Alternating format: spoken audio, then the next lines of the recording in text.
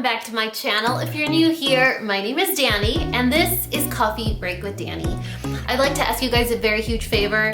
If you enjoy this type of content, if you enjoyed spending time with me, if I made you laugh, if you found anything on this channel useful or entertaining, please hit that subscribe button, become a panda, join the community, and let's hang out, let's spend time together. This video is particularly special, near and dear to my heart because it's been a very long journey and I think I've finally gotten to a place of comfort, healing, and found my solace in the whole thing, and I'm ready to talk to you about it. You ready to talk about it too? If you guys are new, this is Sophia. She is my schnoodle and she says hello in every single one of my videos. Something about the introduction of my videos calls her over and she says hello. And she says hello by just staring blankly at the monitor like she's doing right now. You know, mommy needs your support right now, huh? This is a very scary video we're gonna film together. You're such a sweet baby girl, I love you. This video is about my particular experience with breast implants and breast implant illness. Now, before I talk about any of this content, any of my experiences, anything of what I went through, I want to ensure that you are aware that this video is in no way my attempt to dissuade anyone from pursuing plastic surgery, breast augmentation surgery, or going out and receiving a consultation on any sort of plastic surgery. My intent on this video is to share my story, my experience with it, and I think ultimately it boils down to a very individual decision when we decide to pursue plastic surgery. The amount of reasons why people seek plastic surgery, it's an infinite list. Whether it's reconstructive, whether it's post-trauma, whether it's confidence, whether it's career choice. There are so many reasons why we would seek out plastic surgery, and all I can do is share my story, my experience, and what I went through. Is this video done to dissuade or persuade or change your mind in any way? No. Consider this an episode of one of your shows that you like to watch. Take it for face value. Take it as a grain of salt. All I can do is share my story. All I can do is share my version. All I can do is share my experiences and how hard of a journey it was, how long of a journey it was, and how everything finally came into fruition. And 6 months later, I can sit in front of you and tell you A, B, C through Z on my version of how everything happened. So if you guys are contemplating breast augmentation, if you're contemplating breast reduction surgery, if you're contemplating the removal of your breast implants, or if you're contemplating upgrading the size or downgrading the size, if you are wondering, are all these symptoms that I'm having a coincidence? Welcome to my story. So today we are going to talk about why I got breast augmentation surgery, what I went through, and how I'm feeling. If you want to know post-op, my surgeon, the cost, recovery, any of that information, that'll be a story for another day. It's way too much to cover. This video alone, I feel is already going to be pretty lengthy, but I feel like they are two separate puzzles and the pieces pertain to each of those differently. So if you want to know about recovery cost, finding a surgeon, what measures I took for like scar treatment and things like that, let me know in the comment section below. That is a whole other puzzle. Today we're gonna build the puzzle of breast implant surgery or breast augmentation and breast implant illness. So let's get into it. I had breast augmentation surgery when I was 21 and I called my mom to my bedroom. I was still living at home and I said, Mom, I want to get a boob job. And she looked at me, and my parents are very traditional Mexican, very Catholic, very strict. And I thought she was going to scream through the roof. And she looked at me and she said, why? So I took off my bra and I showed her what I was working with. And I was completely flat chested. I never developed. I didn't have any sort of breast tissue, projection, size, cup, nothing. Now, if you've heard my story before, you know I've had a plethora of jobs and careers. One of my jobs was working at Victoria's Secret, while I was in college. And so I had a system down.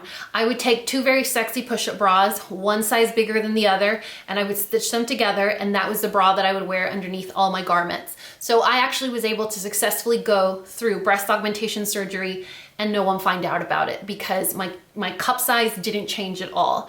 I went from pretend boobs, stuffed foam gel boobs, to actual breast implants like this under the muscle. So I got breast augmentation surgery when I was 21. I went from a 32 AA, which wasn't even true because I had no breast tissue whatsoever, to a 32 DD. I didn't specify what size I wanted. I basically told the surgeon that I wanted a size that would be at least a handful and that would fit my body type. So my body type, if you're unfamiliar, I am almost 5'11". I'm actually 5'10 and a half. I am a size 6 in pants or 28, and I'm a small in all tops, except my arms are really long, so nothing is long enough. But I wanted to make sure that if I was undergoing a extensive procedure like breast augmentation, that I was doing it to compensate my body type. Why did I want to get a breast augmentation? I was frustrated that I would go to the mall and try and find a bathing suit, and I couldn't find one because I would have to shop in the children's department, even though I was almost 6 feet tall. I was frustrated that I would go to Forever 21 or Charlotte Russe at that point, and I wanted to be trendy and I wanted to be cool, but none of the blouses fit me because I had no breast tissue. I wanted to be able to shop and feel like a woman.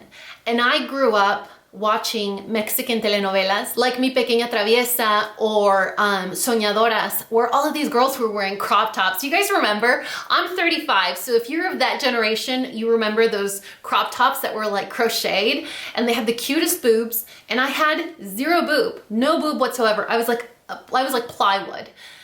When I was trying to tell my plastic surgeon for breast implant removal, when I was trying to explain to him what my situation was like before, I'm like, do you see the wall? This is what it looked like. And I mean, after, you know, he did his thorough consultation, he was like, wow, I didn't want to believe you, but you're absolutely right. So he's like, you really want to be cognizant of that. When I remove them, you're not going to magically have big boobs. And I was like, I just want to feel good.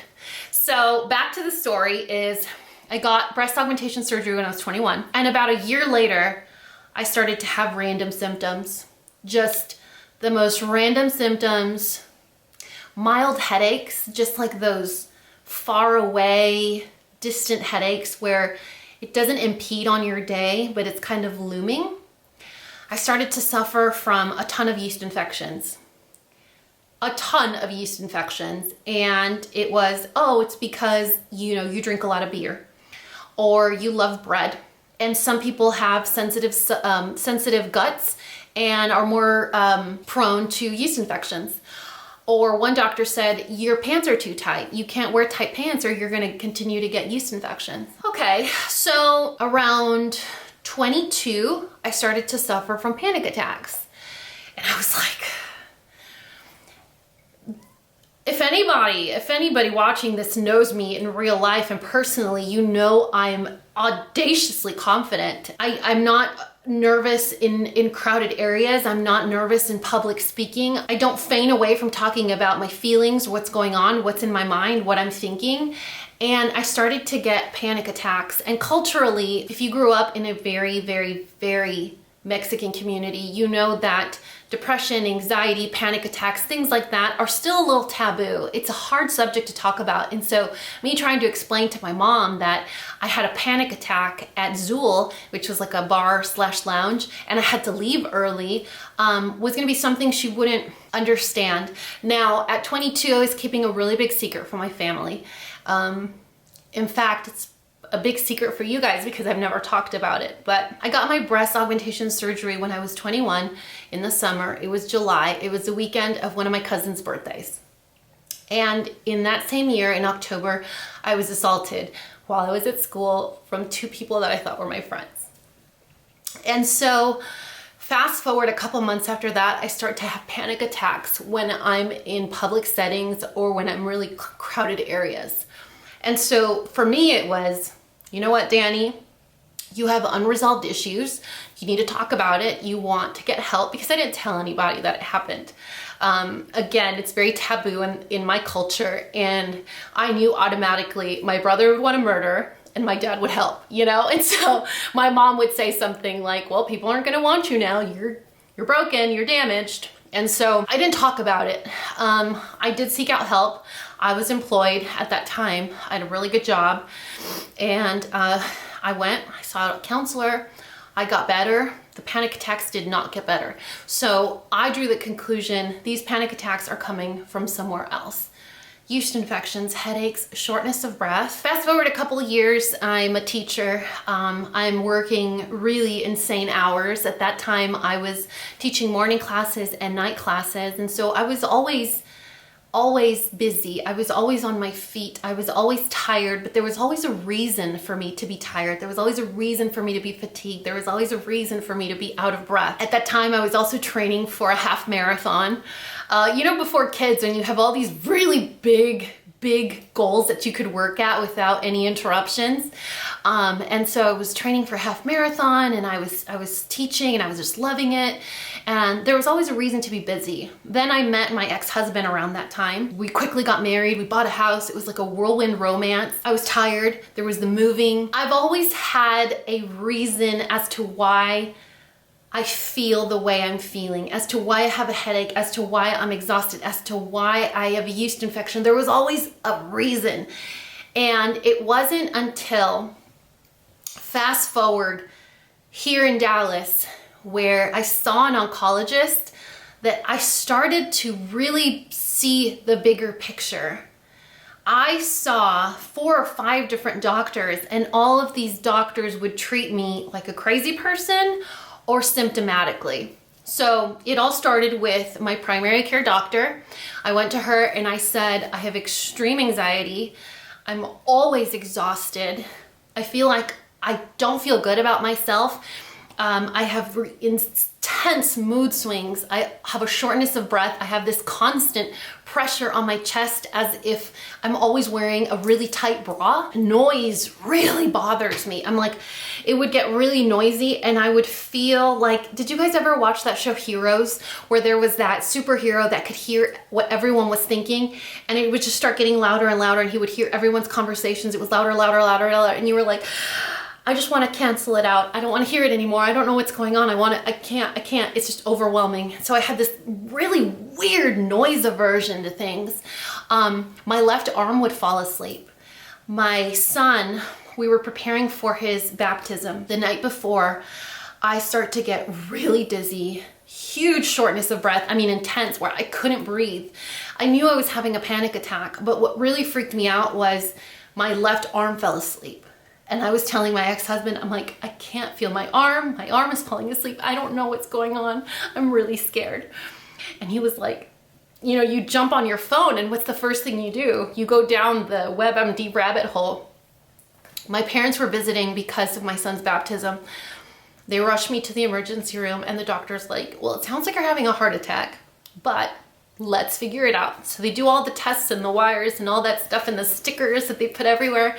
And he's like, I've never been more humiliated in my life, you guys. He comes back and he says, it looks like you were just having a panic attack. No big deal. Go home. I was like, wow, that is so bizarre. So that was a little rewind story. So my primary care, I tell her all of these symptoms. I'm like, my chest hurts. I'm like tired all the time. I'm cranky. Literal words out of her mouth were, well, welcome to adulthood and welcome to being a parent. I think it's what we're all feeling. And I was like, is she for real right now? And she's like, I can give you a prescription for a medicine to just kind of calm you down. Is she trying to give me Xanax? Is that what she's offering? I had no answer for my panic attacks, for my extreme fatigue. I had no answer for my constant yeast infections. I had no answer for my constant headaches / migraines. I had no answer for my left arm that would just randomly fall asleep. I had no answer for itchy skin, painful skin. I had no answer for why the whites of my eyes were not white. I had no answer for any of those things. So she says, look, if you're concerned about what's going on, let's run some panels and check your blood. So she did that. She's like, wow, you are insanely anemic, which I already knew. I've been anemic my entire life. Since I first got my period when I was 15, I've been anemic. She sends me to a gynecologist. So I see a gynecologist and she puts me on iron tablets, which have never worked for me. An iron heavy diet has never helped me absorb iron. I already knew that, but I gave it a shot because that's just the doctor's process, right? So my gynecologist puts me on iron tabs. There's absolutely no results. So she proceeds to refer me to an oncologist because she really wants a doctor that knows blood, that could really figure out why I was so anemic. So I start to see this doctor and he runs all these labs. There were a couple of scares based on my lab results. My lab results kept showing up as if I had the beginnings of leukemia, with my white blood cell counts being super, super, super high and my red blood cell count being almost at 0. And so he was very worried. He's like, we need to do additional testing because this is not okay. Well, we got to the bottom of it. Turns out I had anemia from 2 directions. One was from heavy blood loss, my period, and the other one was from malabsorption. So my body doesn't like to absorb it, or simply forgot how to because of the lack of from the lack of blood for so long. So he promises bells, whistles, cupcakes, puppies, rainbows, and bubbles. He says, once we do the iron chemo or the iron infusion therapy, you're gonna feel better. So I was like, this is it. This is the answer to my prayers. This is what I've been waiting for. The answer to why I'm tired, why I have blurry vision, why I'm dizzy, why I forget things, why my head hurts. This has to be the answer because if anything, blood is the majority of what's running through my body, right? Or rather not. And so I was like, this is it. This is the answer. So I have these horrendous iron treatments. Horrible. They taste gross, they feel gross, you feel like you're dying for the next 3 days. They were terrible. I have to have 3 rounds of these just to make sure they work. 2 more after that. And I was like, I don't feel better. The doctor promised me that this would happen and this would answer all my problems. This would be the answer to all my issues. And it wasn't. I still felt awful. The best way that I could describe my particular breast implant illness is first trimester. Imagine being in the first trimester of your worst pregnancy ever. I've had 3 pregnancies. 1 was a miscarriage and then my 2 sons. And the first trimester of all of them was horrible. From the nausea to the dizziness to the extreme fatigue. I mean, I could fall asleep standing up. That's how tired I was. Forgetting everything. I'd walk into a room and be like, why did I walk in here? I'd pick up the phone to, why did I pick up the phone? Or someone would call me and be like, hey, you said you were gonna call me back. Oh, you know, it's that, stuff would just fly out of my head and I didn't have any answers for it. I was convinced something was wrong with me and I couldn't figure it out. Then God sends me Jennifer Stano, this influencer / mom that I follow on Instagram. And she started to talk about breast implant illness. And I was like, that's not a thing. That's only a thing if you have like a ruptured implant, right? That's only a thing if you have saline implants, right? That's only a thing if you lose an implant or your implant gets infected, right? That can't really be a thing because mine were fully intact. There's nothing wrong with mine. Mine were fine. Mine weren't even encapsulated. You know how some people have that like rock hard implant where you can tell it's encapsulated, like it's within a capsule? But mine were fine and loose and jiggly and they were fine. But that can't be me. right? I think if God hadn't put Jennifer's account in my line of sight, on my radar, I would have continued to feel like I was going crazy, because going from one doctor saying I need to chill, that I just have a panic attack, to another doctor that says, you're just an adult. Welcome to being an adult. Welcome to being a parent. This is how stressful life is. And then going to my gynecologist, that after she refers me to oncology, I get all the oncology treatments, he clears me and sends me back to my gynecologist, and I tell her, I say, hey, I think I have the answer. I think I may be suffering from breast implant illness. The literal words out of her mouth were, well, good luck with that. I haven't heard of that before, but if that's what you think it is, good luck with that. And I was like, I don't know if I think that's what it is. What I do know is I've gone to a ton of different doctors and they all treat me symptomatically. Everything has a just cause. You have a headache, it's stress. It's a sinus infection. It's exhaustion. Oh, you're fatigued? It's because you're a mom and you have 2 littles at home and you run an at-home business. Oh, you have anxiety? It's because you're going through a divorce. Everything had a just cause. Everything was justified, and I was convinced something was wrong with me and I couldn't get an answer. And it wasn't until I stopped feeling insecure about saying that I knew I was sick and I didn't know of what. And it was until I came full circle and I said, my hair loss isn't normal. The yellowing in my eyes isn't normal. My left arm always falling asleep isn't normal. Freaking out at my birthday and walking out of a dinner because I'm scared for no reason because of a crowd is not normal. That is not who I am, and I need an answer. And so God puts this account in my hands and says, here you go, here's a crumb, explore it. And I started to realize, hey, I didn't get panic attacks until I was 22. I didn't start to get these continuous headaches until I was 23.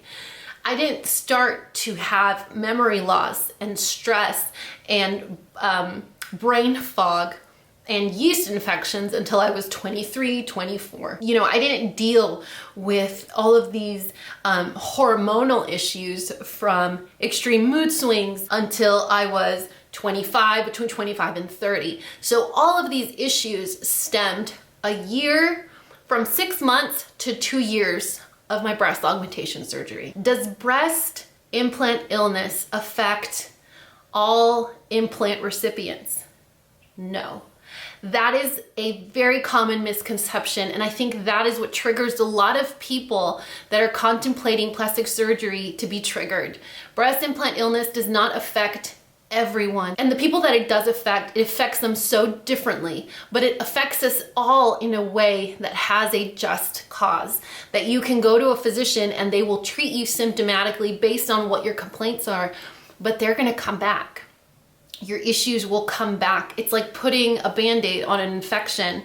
You can cover it and make it feel better, but it's still there. You got to remove the root cause. You have to clean it out. You have to really find out what's going on. So all of my deepest symptoms of breast implant illness all had a very strong justification after having my first son.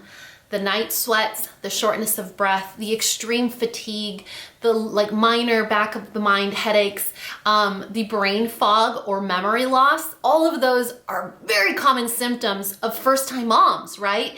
It's all justified. So the hair loss, I was like, oh my God, this postpartum hair loss is the worst. It's like, no, you've always suffered with hair loss, except now it's a lot more visible since you are postpartum. So my hair was already thinning, and then I go through postpartum and it's like very dramatic.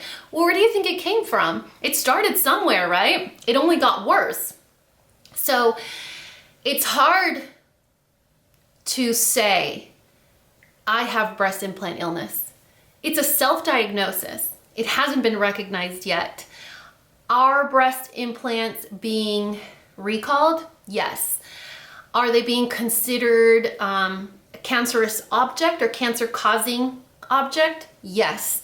But the medical classification of breast implant illness is still not recognized. In fact, my specific plastic surgeon that removed my implants still said very candidly, we don't recognize it as an illness yet. However, I can tell you that something's going on. Something is a common denominator here. In fact, I went in about a month ago to have some lipomas removed. So underneath my breast line down to about my pelvic bone, I'm full of lipomas. And lipomas are like fatty tissues that feel like little lumps under the skin. And so when I asked him, I said, hey, I'm really proud of the work you did. I love the way you treated me, the way you handled my surgery. Do you do lipoma extractions? He said, yes. I had him do them. He's like, a lot of my breast augmentation patients come back expressing that they've had an influx of lipoma growth. Or a lot of my breast implant removal patients are also expressing that they have a lot of lipomas. He's like, is there a connection? I don't know. Is there a really eerie coincidence? Absolutely. So that's another thing to add to the list of symptoms. Again, that could also be said, oh, it's genetic. It comes from your family. What I wanted to do, or my primary purpose of this video, is to convey the fact that feeling all of these symptoms should never lead you to believe like you're losing your mind, like you're going crazy. Your feelings are valid. Your symptoms are valid. And what I told my fiance now is, I've had my breast implants for 16 years. And if I'm gonna take the gamble of removing them and feeling better, I would much rather take that gamble than to switch them out to new ones and still feel bad. So for me, it was worth the risk to remove my implants altogether, even if I wasn't happy with my post-op results. And a very big and bold statement that I'm gonna make right now is, if I knew then, my 21-year-old self, what I know now about the risks of breast implant illness or getting a breast augmentation surgery, I would still have had the breast augmentation surgery. I think when you are in a place where I was, where I was 100% flat chested. I don't mean supermodel boobs. You know when you see supermodel boobs and they have like just a little bit, just little tiny peaks? I had nothing. I was flat, like a wall or a piece of paper, flat, absolutely. No nipple, nothing, just flat.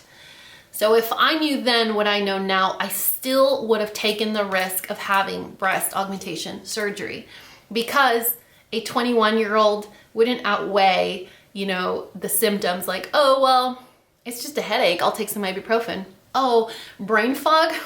I'm enrolled in college, like I have a double major, I was going to 2 different campuses, I already have brain fog. Oh, extreme fatigue? I have 3 part-time jobs, I'm going to 2 different universities, of course I have fatigue. You know, so I always would have had a reason to justify the symptoms I was going through. It wasn't until I got married, got divorced, had children, got re-engaged that I realized all of this that I'm feeling is not normal, you know, it's all compounded. Why am I having a panic attack at a Gwen Stefani concert in Las Vegas?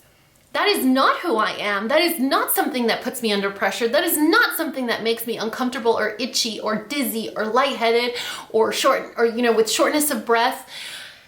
None of this makes sense to me. That is not who I am. I want to tell you guys this, and I want you to open up your eyes, open up your ears, and especially open up your heart.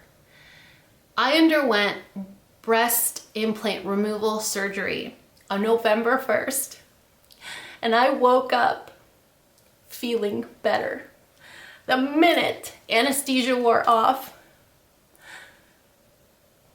it was like night and day. And I still get chills thinking about it, because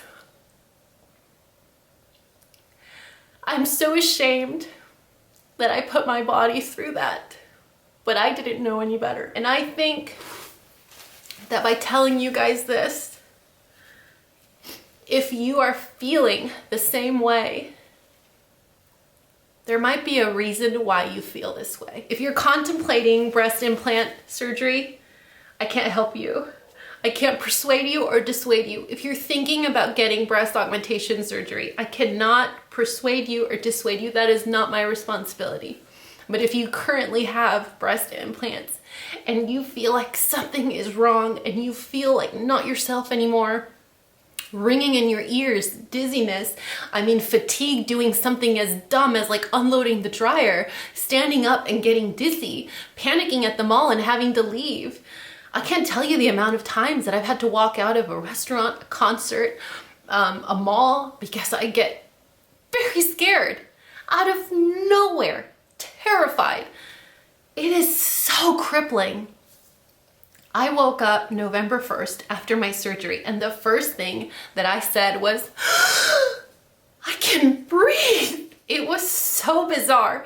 It felt like I was tightly bandaged for 16 years, and I woke up and I knew what full lung capacity was. It was so weird.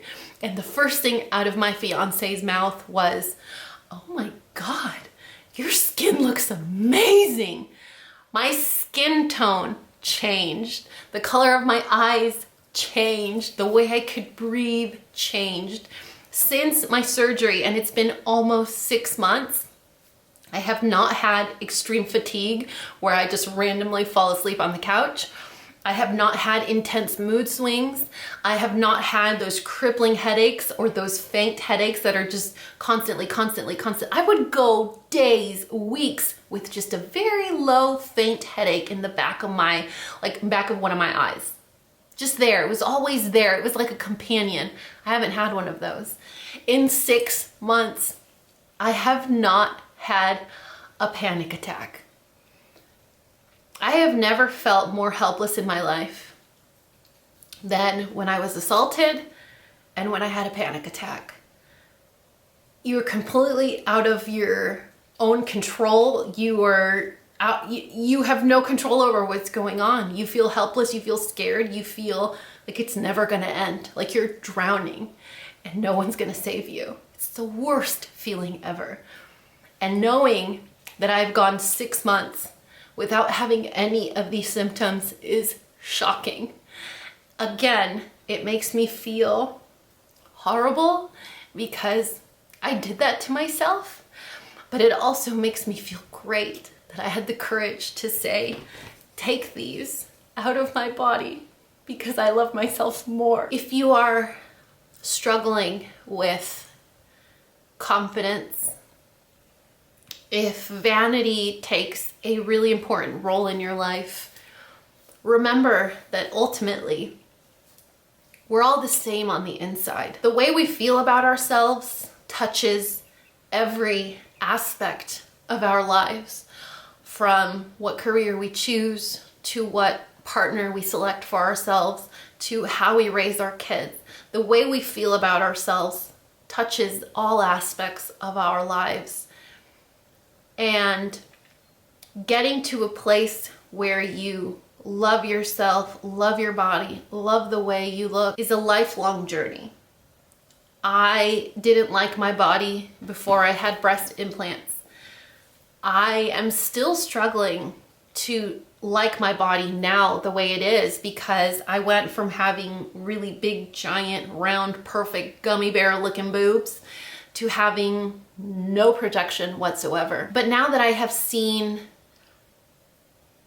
both sides of the coin, and I can say feeling good on the outside and feeling yucky on the inside versus feeling good on the inside and learning to love myself again on the outside, I definitely picked the latter because I'm a better parent now, I'm a better partner now, I am a better teacher and friend and daughter because I feel good. And so if you take anything away from this video is unconditionally love yourself and give yourself the grace to say, I don't feel good and something is wrong and I know I'm not crazy. If you currently have breast implants, or if you're thinking about getting breast implants, outweigh the odds. You know, if I were to be one of the breast implant illness sufferers, how am I going to take it? Because that's a risk. Like I said at the beginning of this video, not everyone that has breast augmentation surgery suffers from breast implant illness. It does not affect everyone, but those that it does, it comes in different spectrums. It could be very light symptoms to extremely intense symptoms. I know my friend Rosie McMichael here on YouTube had symptoms immediately, and they were dramatic. It was acne and, you know, dramatic hair loss, and she saw the results immediately. For me, it took about 6 months, but like the real big ones, the big symptoms, it took about 2 years. And they say that people that are suffering from breast implant illness could take 2 to 3 years for you to start seeing those symptoms. And the problem with that is, after you've had your breast implants for 2 to 3 years and you've fallen in love with them and you've basically tailored your entire wardrobe and bikinis and vacations around your amazing boobs, it's hard to admit that that constant headache you have is because of those implants you love so much. So thank you for allowing me to share my story. Thank you for allowing me to be open and honest and candid with you guys. I know a lot of you have asked me to do this video, and it took me 6 months to do it because I was still healing. I was still learning to love my body again. I was purging my closet and my underwear or my lingerie drawer to stuff that actually fits me now. And I would not feel like a good person if I suffered through breast implant illness and didn't tell someone. Because one of the worst feelings in the world is to feel like you're going crazy and nobody believes you. Guess what? I believe you. And there's a lot of us out there that are going through this. And if you want some resources and you want more information and you want a list of symptoms, I'm gonna list a couple of accounts in the description box below that might be worth taking a look at. If you're having doubts, if you're having questions, if you're having insecurities, or you just got bit by the bug because you saw a new movie and that actress had amazing boobs and you want boobs, or you have always felt insecure and you want to lift, or you had 4 babies and you want to feel better and you want the mommy makeover, outweigh all the odds, you know? Is it worth it for you? Like I said, and I'll say it and I'll always say it, and I will never be ashamed of saying this out loud. If I knew then, my 21-year-old self knew then that I could be going through this, I would still have done it. That's just what was important to me at that time. Now, my plastic surgeon said, hey, if you're unhappy with your results, we can always put them back in. You can come back and we can do breast augmentation surgery and we won't have to redo it every 10 years like with the implants that you had. I was like, no, I can't do that. I can't do that in good faith, in good conscience, because I am a mom now. I'm about to be a wife. And my family deserves to have healthy me, happy me, lifelong me. Not scared Dani, not insecure Dani, not nervous Dani, not a headache Dani, not mommy's tired again, not mommy can't play with us, mommy doesn't feel good, shh, no, don't make any noise, it's too loud, it makes her, you know, I can't do that. I can't do that to myself, and I can't do that to my family. So believe yourself. Listen to your body. Nobody knows your body better than you. And if you're not being heard, like my gynecologist and my primary care and the lack of results from my oncologist, if you are not being heard, find an answer for yourself. Be your patient advocate. You deserve that. You deserve to give that to yourself, and you deserve to find answers. Really hope you guys enjoyed this video. I didn't think it was gonna be so emotional, but here we are. Who am I kidding? All my videos are emotional. Like I told you guys in the beginning of this video, if you found happiness here, if you found a smile here, if you found comfort or solace, or at least some humor here, hit that subscribe button. Become a part of this community. Let's be friends, let's chat.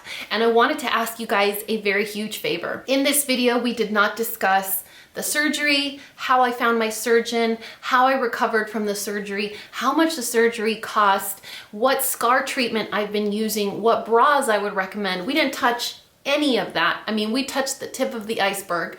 So if you have a question regarding breast augmentation, breast implant illness, or explant surgery, leave us a question in the comment section below and I will film that video next weekend for you guys. So right now it is April 11th. So if you're watching this around the April time frame, a week from now, I intend to film a follow-up video with answers to your questions.